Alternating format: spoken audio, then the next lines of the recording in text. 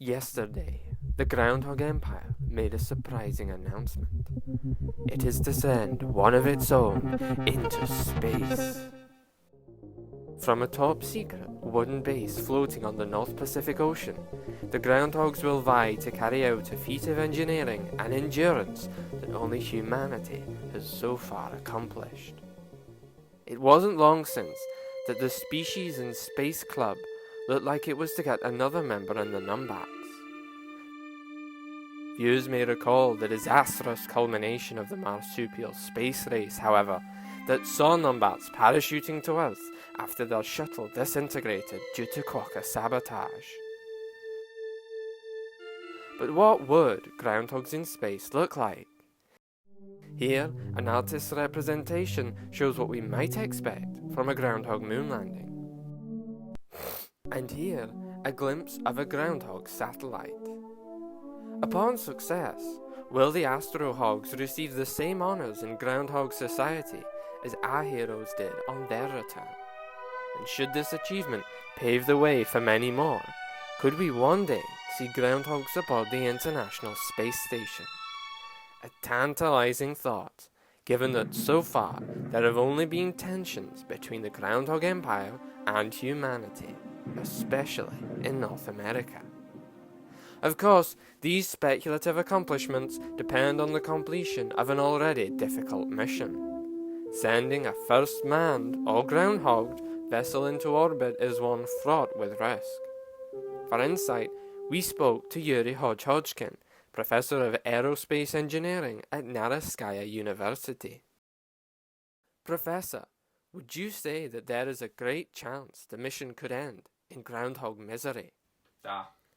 But the Groundhog Empire has so far shown remarkable technological prowess for what we humans have thought of as mere rodents. Would it surprise you if the mission actually succeeded?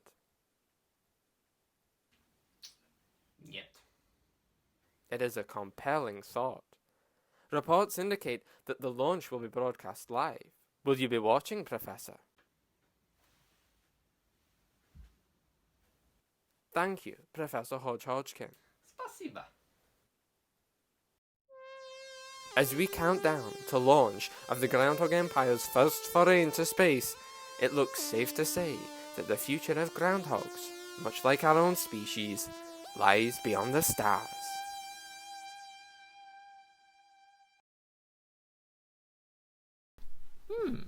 That was a job well done. Oh, biscuit.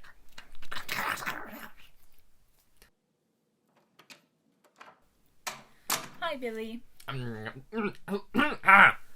Lynette. What brings you all the way down here? I've been listening in just now and... Good work. No. I was worried it would be like this. What do you mean? It's too often like a movie trailer. But it's perfect. Maybe for Warner Bros. For any bros. We're not bros here, Billy. We're a serious news corporation that prides itself, amongst other things, on factual and balanced reporting. I am an artist of factual reality who excels in balanced reporting.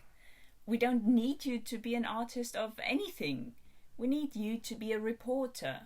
Is this because the piece is missing romance? No. Do you know how groundhogs mate? No. I could research that for the next piece. As well as being a serious news corporation, we are a family-friendly one. For the 10 o'clock slot. Look, there won't be more pieces unless you change your approach. I've seen your expenses. You flew to Eastern Russia. Why? To interview Professor Hodgkin. Couldn't you have Zoom called? I beg your pardon? Hodgkin says 3 words. You crossed 9 time zones for 3 words. How could I not? He had so much academic gravitas. At one point, he shrugs. His English was not good. Things have to change. I thought they would, following our conversation after the incident at the aquarium, but clearly not. So consider this as your final warning. Nice biscuits.